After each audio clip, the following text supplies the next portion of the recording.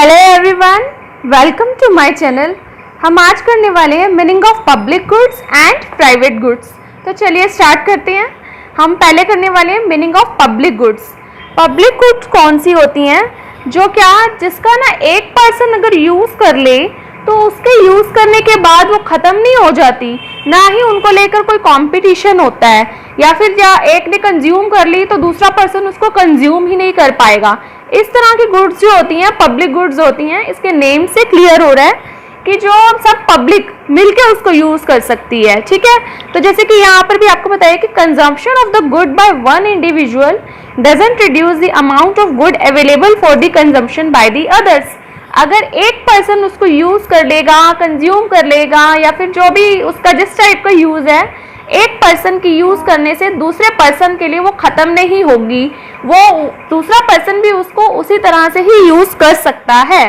ठीक है, जैसे हमने एक एग्जाम्पल लिया है इसके लिए, यहाँ पर भी एक एग्जाम्पल दिया हुआ है, पहले इसको रीड कर लेते हैं कि one individual eats a cake, there is no cake left for anyone else and it is possible to exclude other from consumption of the cake.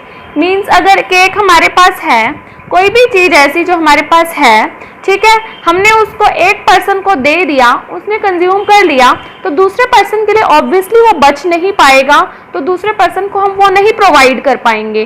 तो ऐसी गुड जो होती है वो पब्लिक गुड नहीं होती है, वो प्राइवेट गुड होती है। ठीक है, अब हम पब्लिक गुड के एग्जाम्पल्स पे आते हैं।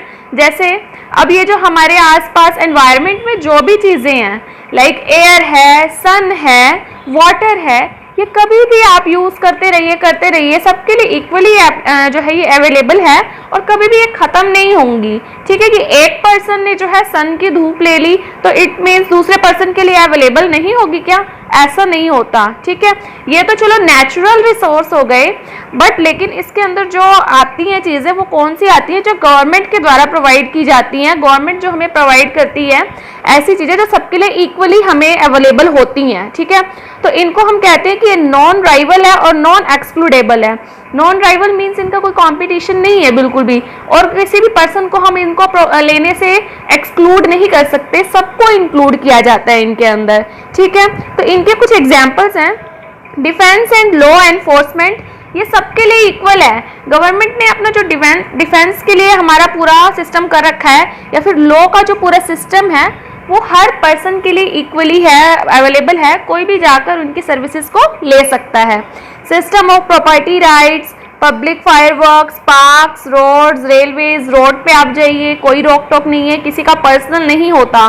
तो वैसे नेचुरल रिसोर्सेज कह सकते हैं इसके अंदर, और जो गवर्नमेंट हमें प्रोवाइड कराती है सबके लिए equally, that all are the public goods. Next is private goods. अब प्राइवेट गुड्स कौन सी होती हैं? जिनके अंदर वो जो प्रॉपर्टीज पब्लिक गुड्स में नहीं होती थी इसके अंदर होती हैं।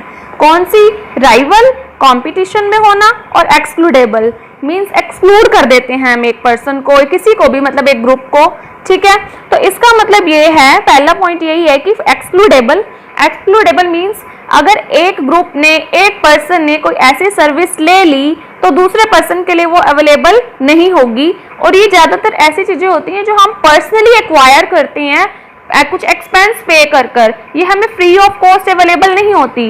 जबकि जो पब्लिक गुड्स थी ना, वो हम जो एक कंट्री में होने के जो नाते एक एज एन इंडिविजुअल जो भी हम पे करते हैं एक्सपेंस, जो सबके लिए सेम है वो करते हैं हम, उसके अलावा कोई हमें पर्सनली उनके लिए पे नहीं करना पड़ता। बट जो प्राइवेट गुड्स होती हैं उनके लिए हम पर्सनली एक्सपेंडिचर करते हैं, देन वो एक्वायर करते हैं, तभी वो हमें मिल पाती हैं। ठीक है, और आगे है राइवलरस। इसका मतलब ये है कि कंपटीशन बहुत होता है। ठीक है, जो प्राइवेट गुड्स होते हैं ना वो एक ही पर्सन की जो सेटिस्फेक्शंस होती हैं, वांट्स होती हैं, उनको सेटिस्फाई कर पाती हैं। जबकि जो पब्लिक गुड्स होती हैं वो सबकी एज अ होल, सबकी जो वांट्स हैं उनको सेटिस्फाई करने की कोशिश करती हैं। ठीक है, इसका मतलब ये है कि एक पर्सन अगर एक चीज़ करेगा तो दूसरे पर्सन के लिए इससे कंपटीशन क्रिएट हो जाता है प्राइवेट वाली चीज़ों में। ठीक है, तो प्राइवेट गुड जो है ना पूरी तरह से पब्लिक गुड का अपोजिट है। ठीक है, ये जो प्राइवेट गुड्स होती हैं ये पर्सनल बेनिफिट्स के लिए होती हैं, पर्सनल प्रॉफिट्स के लिए, जबकि जो पब्लिक गुड्स होती हैं वो किसके लिए होती है? सोशल वेलफेयर के लिए होती हैं। ठीक है, तो इसके कुछ एग्जाम्पल्स हैं प्राइवेट गुड्स के।